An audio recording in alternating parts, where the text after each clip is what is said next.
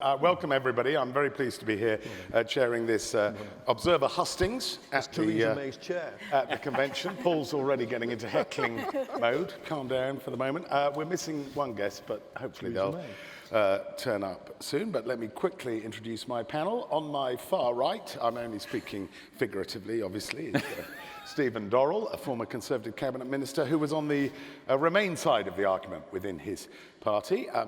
To his left, maybe not in all respects, but in this one, we have Douglas Carswell, who's been a Conservative MP, more recently a UKIP MP for Clacton, but he now says UKIP is over and he is the party's first and last MP. To my immediate right, we have Francis O'Grady, General Secretary of the TUC, and obviously one of the key issues for trades unionists in the months and years ahead will be the impact of Brexit on workers' rights.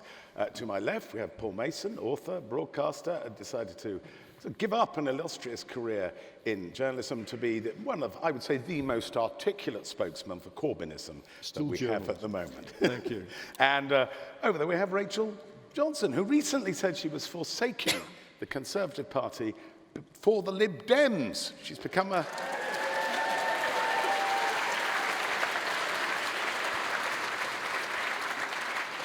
sinner repenteth, some of you may think, because mainly I think your argument was over Brexit. That's what disillusioned you. It is only over Brexit, with which is, the I think, Tories why we're here. and sent you into the arms of Mr.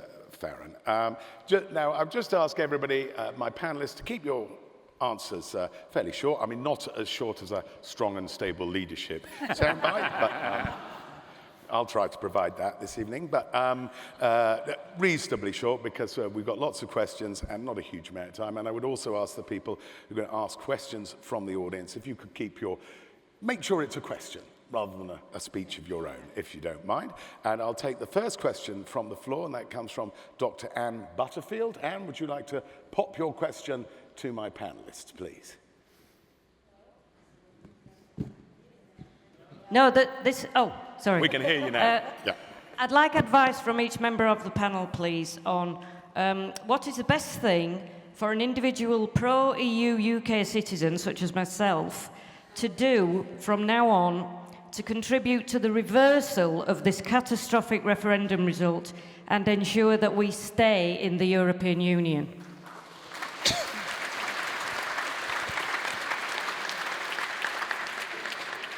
Rachel, I think I'll give you first bite at that one. What do you recommend? That was exactly my thought when I found myself on the Lib Dem website, clicking submit and paying £70 to join, because I just felt I had to do something.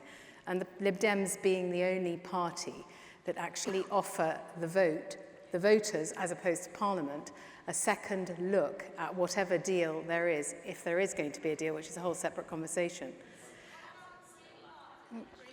Sorry, the Greens too. And there are good deals being done, I know, in constituencies where some candidates are standing back, so the, as it were, second referendum parties can have a better shout. But I'm not saying that's going to actually achieve anything, because we know that the Greens and the Lib Dems are not going to be in government. So it's essentially, all we have, I think, is a protest vote. And I'm, more in despair than even sorrow or anger. I have to say that. Okay, thank you, Rachel. Douglas, what is the best thing pro-EU UK citizens can do to stop this catastrophe? I hope that at some point, clearly not yet for some people, at some point, some of the good, decent people who voted to remain in the EU will recognise that leaving the European Union is not plunging Britain into Nigel Farage's vision of Britain. Yeah. Leaving the European Union, I advocated, and it took 24 years to win the argument, was about making sure that we have a renewal of democracy in a country so that we, as the demos, can decide public policy. Too much public policy is made without reference to the public. I think it's bad for democracy, bad for the economy, and I hope that we can see a far-reaching reform after we've left. Now, I was a member of Friends of the Earth long before I ever joined any political party, and it slightly depresses me to think that there are so many in favour of higher environmental standards who fear making the argument. If we leave the European Union, we can make sure that EU standards are no longer maximum standards. They can become minimum standards. There are all sorts of things we could do. Rewilding, the sort of things that George Monbiot would like to see us do that the Common Agricultural Policy prevents. There are all sorts of things where, if I was a member of the Progressive Left, I would want to see change. Sorry, but you've got to accept the result. All right, I want to bring a few more people in. Stephen, there are some people who say that Remainers should just now suck it up, that actually, whether you regard this as a catastrophe or not, it's not reversible. Do you agree with that position? I profoundly disagree with it. I was in politics, I was an elected member of the House of Commons for 36 years.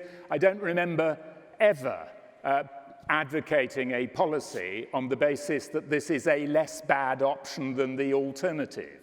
It seems to me it's a long time since I've heard anybody set out the case for the course of action on which we're embarked as a country on the basis that things are going to improve. To coin a phrase, things can only get better. All the time we're talking about how we can ameliorate, we can make the best of it. Now that's not a good basis, in my view, for public policy. So to answer the question very directly, you could, as Rachel has, join the Lib Dems, or you could join the European movement, which I chair, the purpose of which is to ensure, on a cross-party basis, people in all parties, that we recognise that this is what John Major described as an historic mistake. And historic mistakes can be reversed.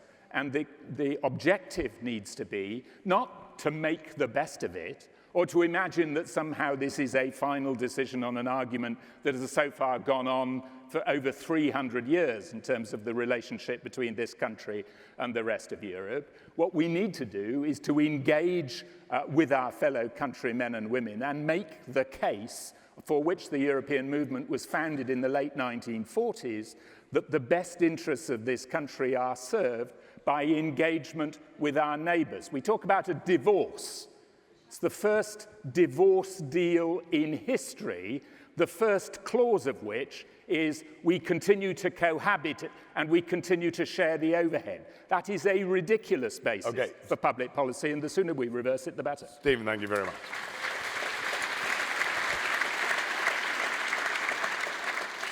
Francis, do you think it's still irreversible, or do you think actually people should now concentrate their energies on, trying to make sure it's not too catastrophic a Brexit when it happens? Well, especially thinking about your members of trade unions. I mean, it's no secret that the TUC campaigned for a Remain vote.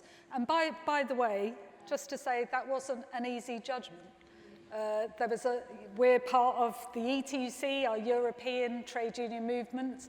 There were plenty of workers having a tough time as a result of the Troika's policy in Greece and Spain for us to know that this wasn't, a black and white judgment. But the judgment we took was based on what we believed was best for working people. We campaigned hard. We did shift opinion amongst trade unionists. 6 in 10 trade unionists voted for Remain. We polled it, tracked it, but it wasn't enough. The result was close but clear. And our view is that we have to fight hard for a Brexit deal that puts the best interests of working people at its heart. So jobs, rights, livelihoods, that's what we're concerned about, because frankly, working people have had a tough time, and we've just heard we're going to have another real pay cut this year on average for working people. So we can't afford for working people to pay the price yet again, as they did for the bankers' crash. And we want a deal that puts our interests at its heart. But what I will say this, as a trade unionist and as a negotiator, if you go out for a ballot and you get 52% vote in one way and 48% vote in the other, you are very, very cautious about taking everybody out at the drop of a hat. You also think very, very carefully about what was on that ballot paper, not least because conservative laws have made it even more difficult to take people out unless we relate it directly to what was on the ballot paper. So what I would say is we will be working very hard to hold all politicians to account. This has to be, we've been promised that working people are going to be fine. This is all going to be great, in which case we will be fighting very hard to ensure that our rights, including holiday pay, maternity pay, equal treatment for agency workers, and all the rest of them, will be absolutely protected now, and that in the future, we don't want to see Britain turned into a Singapore on the edge of Europe, or a cheap labour island on the edge of Europe, where workers in Britain end up falling behind our German and French friends. Thank you very much, Francis.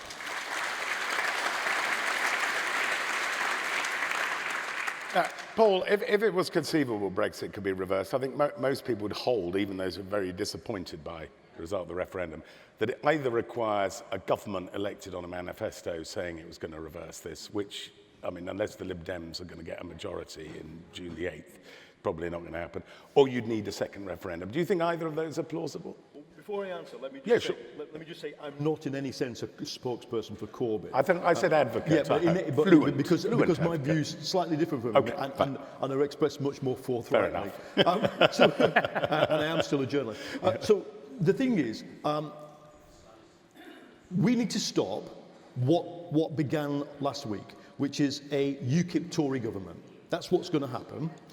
Albeit trailing the penumbra of Liberal Tories behind it who don't quite realise what's happened, don't quite realise how nasty these people are, who are now joining the Conservative Party physically in the membership from UKIP. We need to stop that government. Now, in order to do that, you need a coalition. And it has to be not a coalition of chaos, but a coalition of convenience, kindness, and constitutionality. That is, what is at stake? We can disagree. You know, I do not agree with you, madam, about trying to reverse the result. However, my intention is to get the softest, most pro-European single market, most pro-worker form of Brexit, and therefore to resist the right-wing form of it. And in doing that, I think there is a natural alliance between us, the Labour movement, and the Lib Dems, the Greens, the SNP. Because it's not just economics we're fighting about. The moment that passport goes blue, it's not that there is no longer an international underpinning for your human rights. They are at the will of Boris Johnson and Liam Fox, or a future Conservative manifesto. So we need a coalition to stop it. It's a one-off thing. We could probably do electoral reform at the same time. And I think that has the chance, and that has the only chance, that holds the only chance also of keeping the United Kingdom together. And if you want to prevent a united Ireland, it's never been high on my agenda, but it's the only way you're going to stop that border disappearing in the direction. So it is a one-off thing, and I urge everybody to go out, or Jeremy Thorpe style, and prepare for it. Thank you very much, Paul. Douglas, you're clearly a bit outnumbered here, but I want to give you another bite. That counts. Yes. Well, that's sort of my point. I mean, opinion polling, the mood in audiences like this when you meet them suggests there are still nearly a year on from the referendum. There's still a lot of people who voted Remain who are very, very angry about it, very, very fearful about it. Now, is your view that people of your side of the argument have to do a bit more to reach out to them, or is it sod it, we're the 52%, you're the 48%? On the night of the referendum, when it was clear to me that we were going to win, I knew it was going to be very narrow. And I did an interview on Radio 4, and I said right away, this is a close result, and just because the majority have voted leave, that doesn't mean anyone has a blank check. It doesn't mean that anyone has carte blanche right to do what they want. And I've spent the past 12 months trying to talk reasonably about the need to find compromise, to find common ground. And to be fair, there are areas where that is happening. And I'm very pleased, for example, that universities are shaping some of the agenda so that we will continue to have Horizon 2020, we'll continue to have Erasmus, we'll continue to have the free movement of workers, if not of people. But I don't think some people on the other side do themselves much of a favour when they try to howl down the result. I mean, if you want to go down that route, do it, but it's no longer 52-48. An extraordinary thing is happening in politics this month. Many people who voted Remain felt strongly about it, but not as strongly as those who voted leave. And many of those who voted leave feel so strongly they're realigning how they vote in general elections as a consequence. And I think we're going to see the result of that on June the 8th. Just one thing. If you see a massive May majority on June the 8th, just ask yourself, could it possibly be because over the past 12 months, many of those who voted leave have heard only insults and condescension how they voted from their former Douglas, parties? could it be, but for a whole matrix of reasons, if Mrs May gets a sort of majority of polls suggest, for instance, one of them being the current condition of the Labour Party. And at the moment, Brexit is rather abstract because it hasn't happened. I mean, I'm not sure you can you put in the bag those Remain voters who you say are coming over till they've seen what form of Brexit they're going to get and what the consequences of it will be? I realise why, given what's likely to happen on June the 8th, many people are quite keen to say, oh, this election's not really about Brexit. And yeah, there's a lot to be said for that. I think there are a number of reasons why Theresa May is nearly on 50% in the polls. But, you know, I just would ask if those who opposed Brexit have perhaps always done everything they should do to try to mitigate what they see as the downside. All right. Thank you very much, Douglas. I'd like to hear another question from the audience. Peter Murray. Where are you, Peter? If you could wave your hand and grab the microphone and ask your question. How will the European Union emerge from Brexit? And will it be any better at dealing with problems like refugees, the euro, and the issues we were discussing earlier this morning? Okay, Paul, you've got a lot of experience reporting, for instance, from Europe. We all saw you many occasions reporting from Greece, particularly. A lot of that's planted in my memory. So this is a question of the European Union as a whole. How do you think it's going to cope with Brexit? Whether we have a hard Brexit, a catastrophic no deal, or, as I propose, remain in the single market, in any circumstance, we need Europe to succeed. And we needed to succeed in what it was trying to do, and we couldn't be part of it, which is become a Eurozone with fiscal transfers, that is, with a banking union and a tax... More integration. More integration. Now, who's stopping that is a whole different set of people. I was in the Czech Republic 2 weeks ago speaking to their government, and you know, with the best will in the world, they're a left government, you know, they're a social democratic government. They're just not... The Greeks are pushing for equalising the minimum wages, the welfare benefits, so that Europe becomes a social Europe for its poorest people. And the governments of Eastern Europe are going to block that until the Hradčany Castle in Prague falls down into a heap. They'll never allow it. Their only purpose in life right now is to prevent the social Europe. That, while we're discussing what we're discussing, is their big problem. And that's what makes me fearful for it, because there are also these huge demographic issues, the rise of right-wing populism. If Europe does not deliver to the small-town people of Germany, Slovakia, Poland, Hungary, it's not, unfortunately, we're not talking about societies in some of these cases with a long history of democratic thinking and culture. And when I said this in Eastern Europe, I'm howled down. You're calling us you're calling us peasants. Well, look, 54% of the population of Budapest self-identify as anti-Semitic. And that's the danger we're running if Europe fails. So do not wish for Europe to fail, even if you do not want it, the UK to be part of it. Thank you very much, Paul. Rachel. Well, I don't have Paul's experience on the ground, but I mean, all I would observe is that Brexit has unified the Eurocratic class in a way that it's never been unified before. And you've seen, you know, the amity between the 27 thicken and deepen and strengthen as a result of our perfidious exit.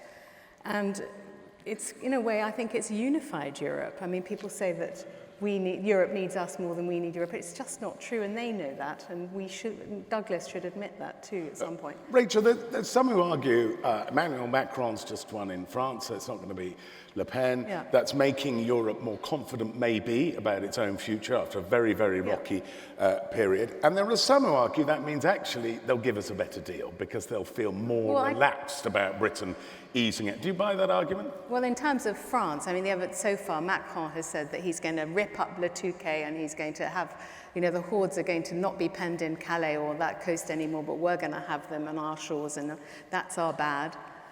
As far as the rise of populism in Europe, I mean, here Wilders didn't make it, Marine Le Pen didn't make it. I mean, I think it's probably peaked. You think we're at peak populism? I think we've had peak populism, and we didn't see a Frexit.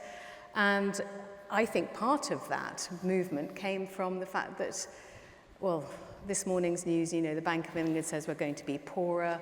You know, you were talking about universities. You know, Manchester University has just announced it's having to sack 150 academics. The Times reported this week that farmers' incomes are going to sink by 75% after 2020 when the subsidies stop. I mean, tell me one advantage of Brexit, Douglas. I still haven't heard one, but anyway. I'm happy to keep fighting the referendum if you want.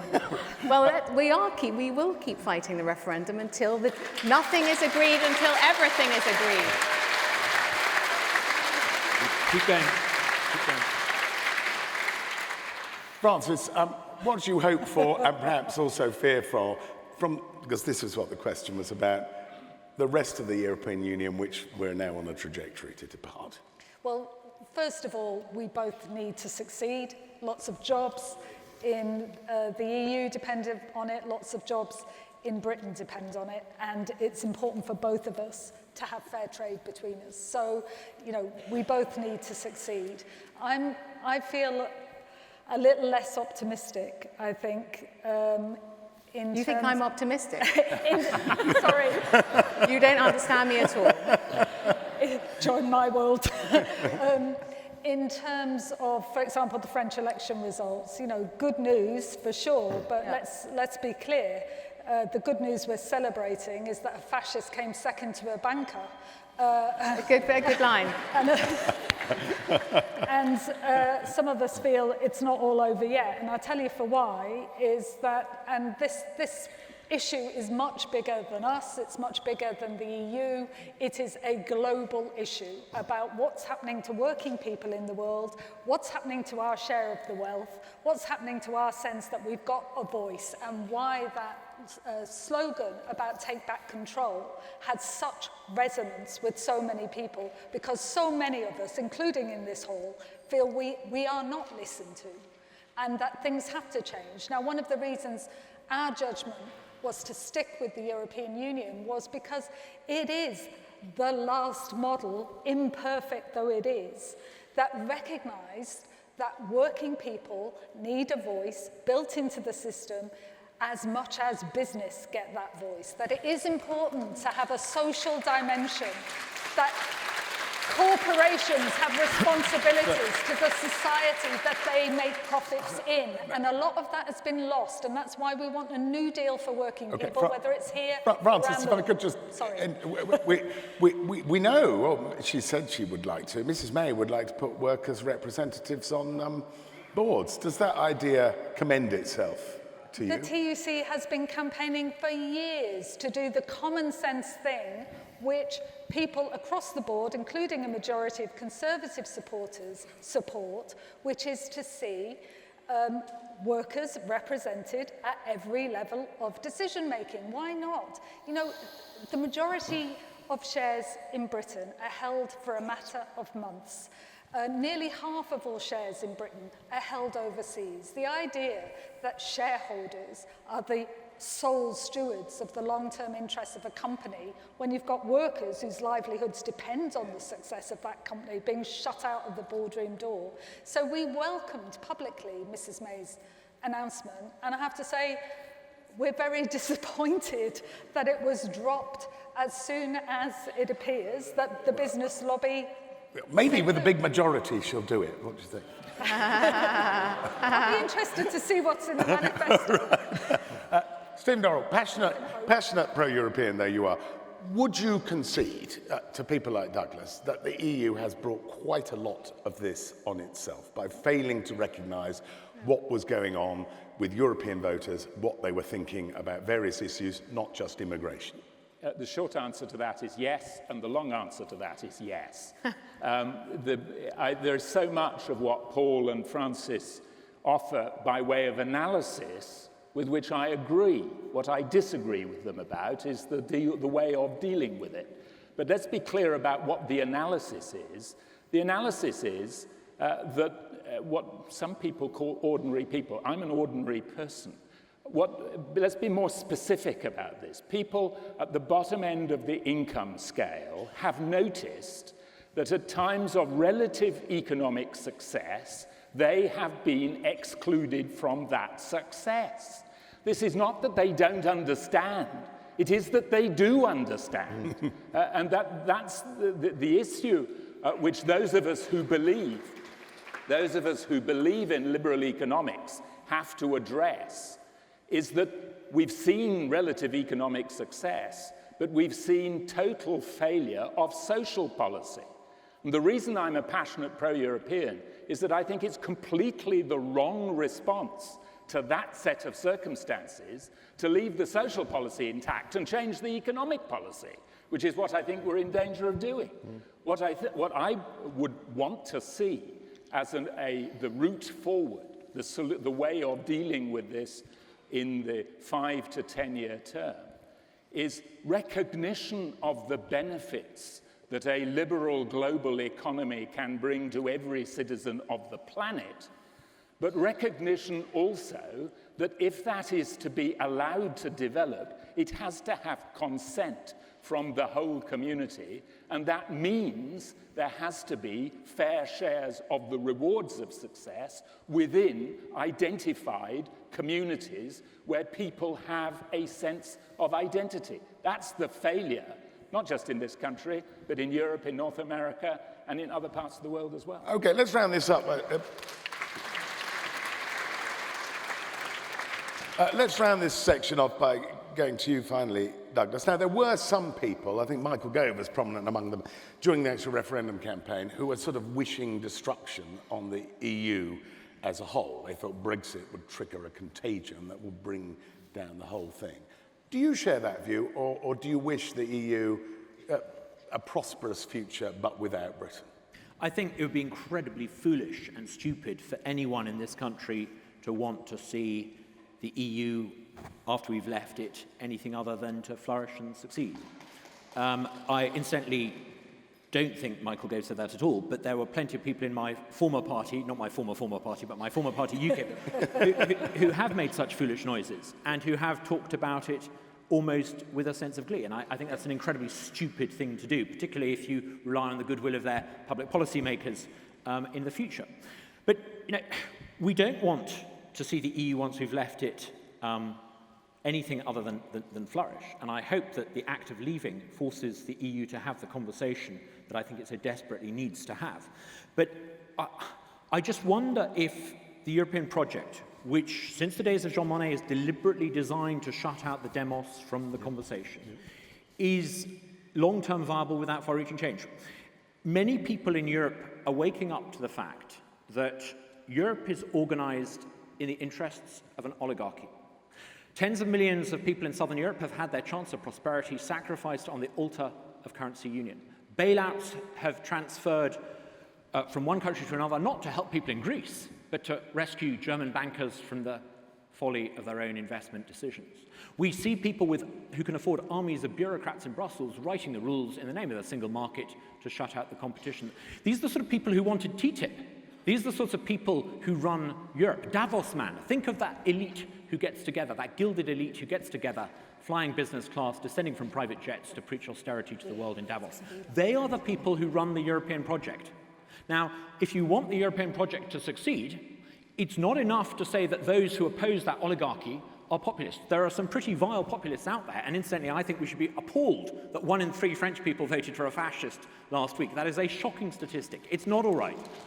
But what we do to deal with oligarchy is recognize that the European Union is arranged in the interests of an oligarchy, and don't sneer at the populists. Recognize that if we want to preserve the liberal order, We need to change it. And that is not on the agenda in Europe at the moment, and that should worry us. For a moment there, I was transported back to, I don't know, Tony Benn rallies of the mid-1980s. I heard him speak here. I heard him. He made me a Eurosceptic when I heard him speak here when I was 18 Okay, years it's all old. his fault. Right, let's have another question from the audience. Carmen Khalil, can we have your question, please? Thank you very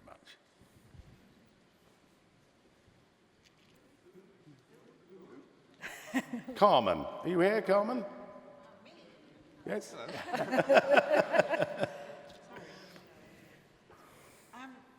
Paul Mason has sort of already asked my question, so I'm going to expand it a little, because you've all been quite expansive. This is my question. How can we get the parties to the left of centre to forget about themselves, think about us, and cooperate? As I said, Paul's already answered that a bit. If this is as hopeless as the Labour Party seems to indicate it is at the moment, how can we form a British en marche?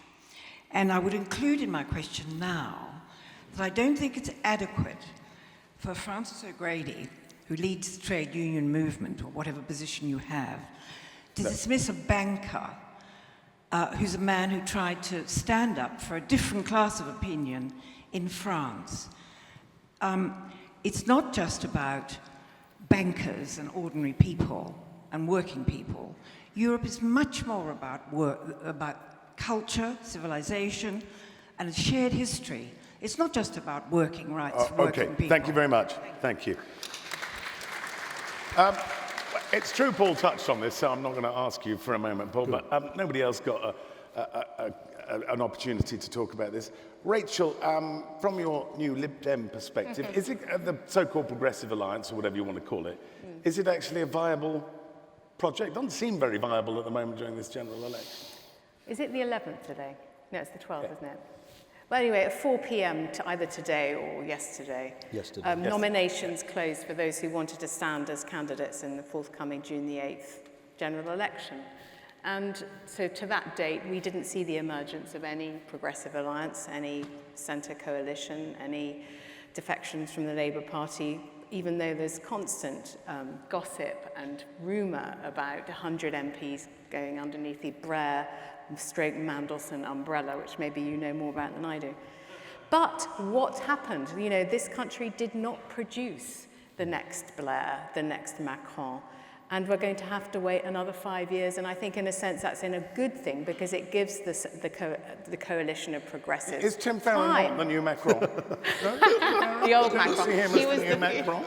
You may be the new Macron, but come on, you know, somebody's got to rise up, but it hasn't happened because Theresa May, as you know, sprung the election on not just the electorate, but on political parties. They didn't have their candidates in place. It was an absolute putsch, not a poll.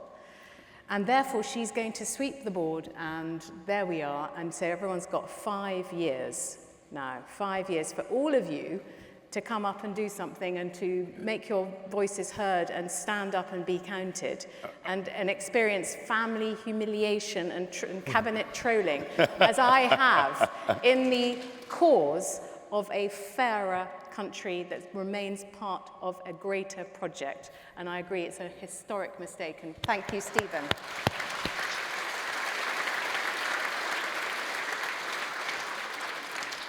Francis, you were rather, as Carmen was pointing out, rather rude about Macron. But of course, one of the reasons he flourished is because the Socialist Party, the nearest equivalent, I suppose, to the Labour Party in France, fell to 6%. Now, if Labour does as badly as some in our general election, some of the polls suggesting it might do you think it could potentially be swept aside and a Macron offer could then rise in Britain? What do you think?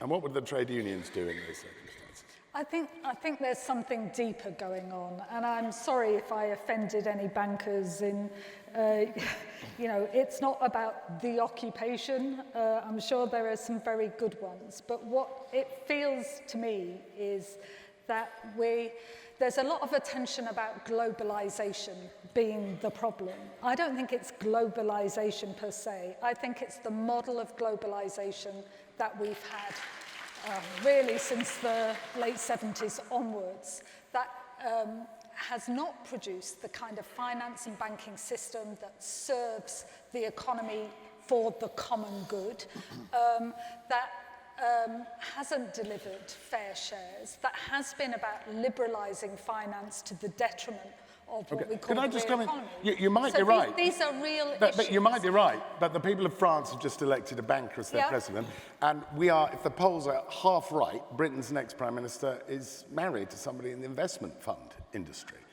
So how do you explain that if these bankers are so appalling and should be commensurately unblocked? Well, I think there are real challenges for progressives because without doubt, we are seeing a variety of forms of nationalism emerge in many different places. And my own sense is that if nationalism is the answer, then we're asking the wrong questions. And there are profound dangers. We know from history that there are profound dangers in the rise of nationalism, and I'm not saying that flippantly at all. You know, from the United States to various parts of Europe and within the UK, we've seen some of the problems that emerge. And certainly if you get into trade wars, I worry about those leading to real wars. Thank you very much, Francis. Douglas. One of the reasons I left the Conservative Party is this incredible sense of frustration I felt with what I regarded as a political duopoly. I think I've been pretty disastrous on that front. It's now turning into a political monopoly.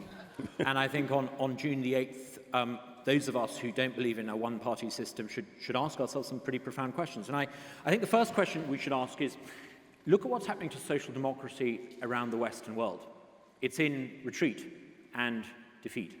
And I think there's a reason for this, and I think we need to wake up to it, unless we're prepared to live under a May monopoly for the next decade or two. Fundamentally, the centre-left's proposition in this country and most Western states is that if you vote for them, they will organise human, social and economic affairs by some sort of blueprint, some sort of grand design. I simply don't think that that proposition has any retail credibility with the voters anymore. We live in a world where this evening people will go home and watch Netflix. They'll choose what they watch when they want to watch it. Their kids will listen to Spotify. They'll order groceries to arrive when they want them to. The idea that you can win them over politically by saying, vote for us and we will fix things for you, it just doesn't resonate with them. This is why it's a technology, digital-driven change in the zeitgeist that, I'm sorry, renders social democracy in its current form a dead end. If the left wants to get back in the game, it needs to fundamentally accept this, and it needs to put forward a proposition that is not trying to tell people how to live their lives for them. Okay, thank you, Douglas. Paul, you sort of raised this subject, as Carmen rightly said, in answer to in an earlier discussion. I mean, doesn't this current election campaign show the problem with the Greens are interested, but nobody really seems to want to partay with them much. They've done the odd deal locally. Labour's sort of tribally averse to the idea, and that's both the left actually and the right of the Labour Party, the tribalists. And the Lib Dems, I have to put it to you, so long as Labour's under a sort of Corbyn-McDonnell leadership, are never going to see in their best interest to do deals with Labour, because the Tories will then just say, well, it's the Corbyn-backed Lib Dems. Do you see the problem? Yeah, I see the problem, but I think there is a solution. And I think it goes along these lines. Yesterday, the leaking of the manifesto for Labour was a historic day for those of us who still believe there can be a radical pro-working class form of social democracy in Britain. Because good luck with that. Because it is a massive attack on wealth and power of the elite you don't like, Douglas, the oligarchy. Because when we take Richard Branson's health NHS franchises away from him and his railway franchises away, and when we regulate the banks, and when we raise wages and give every barista and every security guard and every cleaner union rights, that would be a big thing. Now, I'm prepared to say that probably the natural constituency for those kind of ideas are not of the Blairite hegemonic type. That is, you know, what we all know, 25, I think we could, without division and dissent and the usual kind of sabotage, we could get up easily to where Brown and Miliband were in the polls when they lost. Yeah. But getting beyond that needs an alliance. Now, to have an alliance, I think we are confident about our contribution to it, but you need an alliance with something that's confident. Let me just finish. Right. For a Macron to emerge needs Paddy Ashdown, Vince Cable, Mandelson, Chuka Umunna possibly, although Chucker's kind of veering away from this a little bit at the moment, to form a party. And then we can ally with it. If you want centrism, form a centrist party. I don't want centrism. Stephen Dorrell, as a One Nation Tory, would you be tempted by joining the sort of Macron project that Paul was just outlining? You and Chucker and Paddy and a few others drawn from different parties? I just want to offer two observations, I think. You're not tempted. Speaking on behalf of Chucker, I suspect Chucker, if he were listening to what Paul had just been saying, would say, well, we tried that, and that was called the SDP, and it wasn't a spectacular success. Proposition 1. Proposition 2, if they're going back to the question, is there a requirement for us to rethink our political structures in Britain? This is sometimes characterized as a progressive alliance or a realignment of the left and all that. I just would remind people that within the Conservative Party, there is a substantial body of opinion that recognizes that John Major was right when he said the path on which we are embarked is an historic mistake. And so to remove that constituency from the case for political rethinking seems to me to be a rather obvious mistake. Okay. Alas, our time is running out rather rapidly. So I wanted you all to talk a bit about what sort of Brexit you expect. On the range, Rachel, from a sort of cliff edge Brexit to a lovely jubbly Brexit, where do you think, if we do Brexit, where do you think we'll actually end up? Well, I think Theresa May said it first of all, Brexit means Brexit. There's no soft or hard Brexit. So it's the full English Brexit. It's got to be full English. And because we are all bastards now, going back to John Major, we all have to accept that, we're no longer going to be part of Europe, and we're going to have to just suck it up. There is not going to be any deal on trade if we don't do a deal on immigration. So that's it. It means out, I think. It's going to be a hard Brexit. You're seeing us crashing out without any deals at all? Probably, yes. Really? Yes. Yeah. Probably. Okay. Paul, what do you think? I see either a purposive hard Brexit that is as bad as a catastrophic no deal, or a no deal, and the Europeans will push us down, including Macron, will push us down that route. But then the problem is Brexit will in that sense fail. It will fail to deliver to the very people who voted for it. And unless we build constituencies of opposition to xenophobia and nationalism will get stronger. And in that context, my one thing I would say is I both predict, if this happens, predict and desire for the Scottish people, whose polity is overwhelmingly positive, pro-European, progressive, to leg it out of this disaster as fast as they possibly can.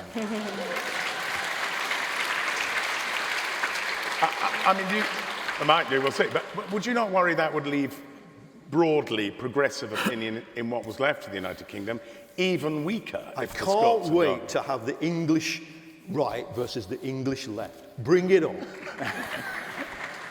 It's going to be like Hutus versus Tutsis. I think you're absolutely right. Douglas, having wished for this thing, what sort of Brexit do you think we're going to end up with? I think some people on the stage may be pleasantly surprised that democratic self-determination, which was the demand of liberals in the 19th, 20th century, is something that we can implement and enjoy ourselves. Lots of countries around the world are outside the EU and decide their own affairs, and many of them do really rather well. I think we can manage it. I am very much a liberal in the 19th century sense. I don't believe in trying to organise people's lives by grand design, and I believe in a liberal Brexit.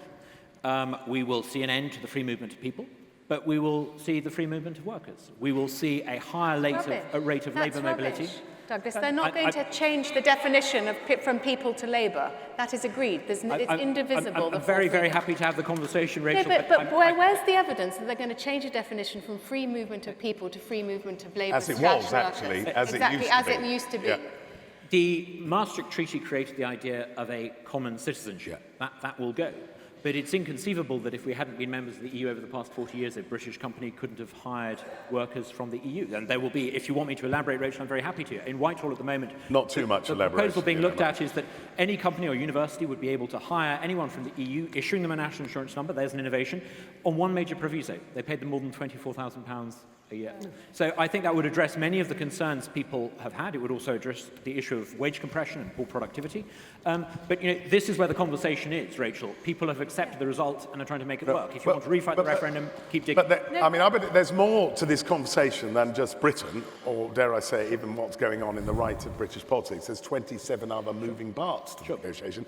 And I thought one of the revealing things on that leak of the unhappy dinner, which Jean-Claude Juncker had with Theresa May, was when she apparently said to him, well, we want to make Brexit a success. And he replied, well, actually, no, we don't want a successful Brexit. And from an EU point of view, there is no incentive for them to show you can be better off outside the club than you are in, is there? I mean, that's a fundamental Again, problem. Andrew, I profoundly disagree. Last year, the European Union member states sold us £72 billion more goods and services than we sold them.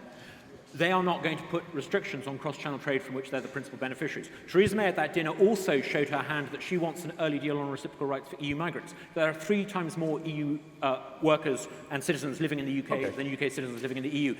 It is in the interest of both parties to have this negotiation. If people still want to refight the referendum, though, they won't be part of the conversation. No, it's fine. You think we're on that course for lovely, jubbly Brexit? We could have you back in 2 years to see if that's happened. I'm absolutely thrilled with the outcome. What sort of Brexit do you think we're going to end up with? There's a risk of no deal. There's a real risk, which would be driven politically. But I hope that we get a deal. And to coin a phrase, I'd say it's better to have a good deal than a quick deal. And both parties, I think, are thinking seriously about the need for longer to get the kind of deal. I know you're not a Tory, of course you're not, but in that sense, are you sort of glad Mrs May went for the snap election in that she buys herself some more time at the end of the process? I think if they're on the route to get a deal, you might be able to secure the divorce elements within what is effectively 18 months that's left on the clock. But they're all agreed that they will need more time to negotiate the trade deal.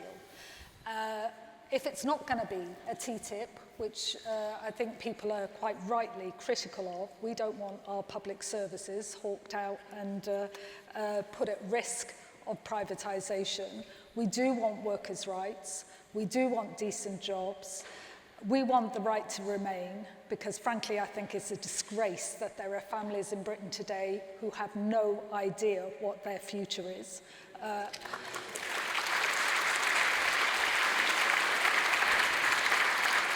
And just one area that I felt and many others felt was given so little attention during the campaign is we do want to protect that Good Friday Agreement. And I tell you, it takes a lot more than airy promises of a technological solution and a frictionless border.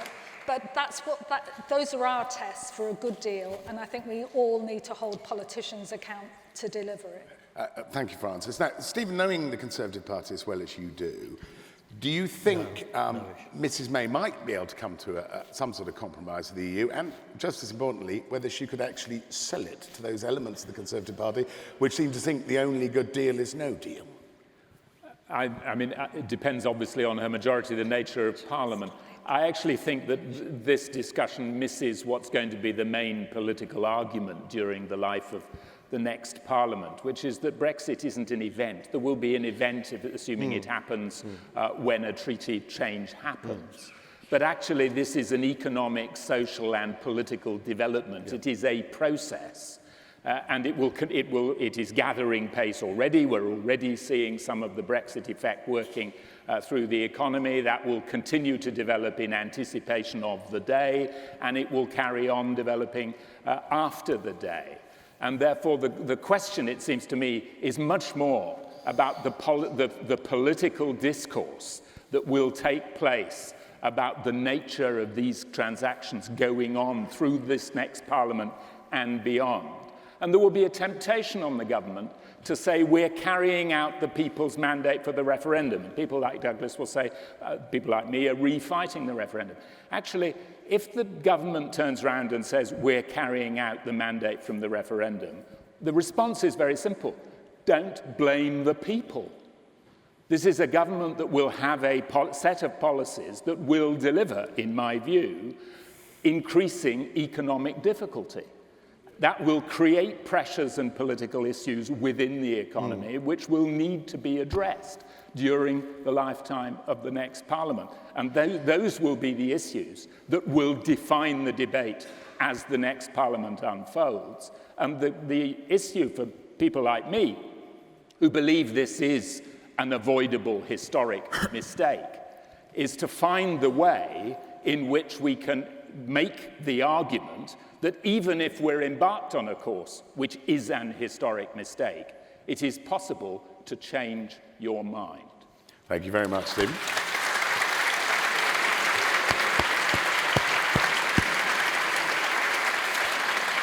Well, Stephen, reminding us there's quite a lot of argument on this issue to come. I'm afraid, alas, we're already out of time. So it just remains for me to thank you all for coming to this convention questions and thank my panelists for their sparkling answers. Thank you very much. Great.